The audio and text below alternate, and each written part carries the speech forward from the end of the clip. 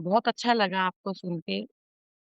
पर गुरुजी बात फिर वही आ जाती है कि सुनते-सुनते 7-8 साल निकल गए। मतलब बहुत गहरे से गहरा ज्ञान भी सुना, वही बात है कि मानसिक तल पे तो हर चीज़ समझ आती है, लेकिन आंतरिक तल पे फिर वही जब अवस्थाएँ आ जाती हैं, परिस्थितियाँ आ जाती हैं, तो फिर वही इतनी अशांति घेर लेती है।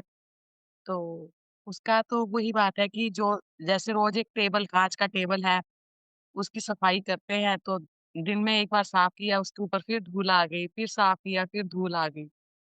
तो मुझे लगता है कि ये जीवन क्या धूल निकालने में ही निकल जाएगा? नहीं, ऐसा नहीं है। घास तो अपने आप उगती है, अनाज आपको उगाना पड़ता है।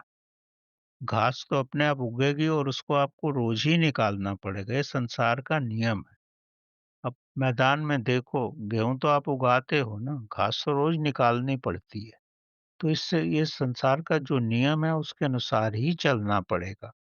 लेकिन घास इतनी ऊपर तो नहीं उठ सकती जितने गेहूँ के दाने ऊपर उठते हैं। तो ऐसा कुछ नहीं है, ये भी जो भी है प्रभु के प्रसाद से ही मिलता है। अगर आप इस रास्ते पे हैं, तो ये प्रभु की कृपा से ही आप इस रास्ते पे हो।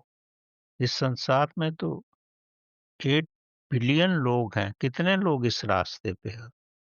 0.1% भी नहीं है इस रास्ते पे और ये अनंत यात्रा है। और जैसे-जैसे ये यात्रा में आप बढ़ते जाओगे, आपको एक तो बात महसूस होगी, कुछ तो आपके मन में शांति आ रही है। एकदम ऐसा मत एक्सपेक्ट करो कि एक दिन में ही सब कुछ हो जाएगा। महात्मा बुद्ध को भी कितने जन्मों के बाद उनकी ये अवस्था आई। महावीर की भी कितने जन्मों के बाद ये अवस्था आई। लेकिन अगर आपको ये महसूस हो रहा है कि मेरे जीवन में ठंडी हवा आ रही है, तो फिर समझो आप ठीक रास्ते पे हो। कुछ न कुछ आपको नया सीखने को मिल रहा है। आपका स्वास्थ्य भी ठीक होगा, आपके विचार भी अच्छे होंगे और घास-फूस तो आता ही रहेगा, तो रोज़ निकालना पड़ेगा आपको।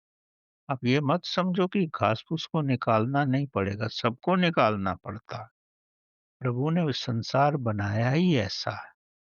लेकिन जब आपकी अवस्था पेड़ जैसी हो जाएगी, तो घास-फूस आपको तंग नहीं करेगा फिर।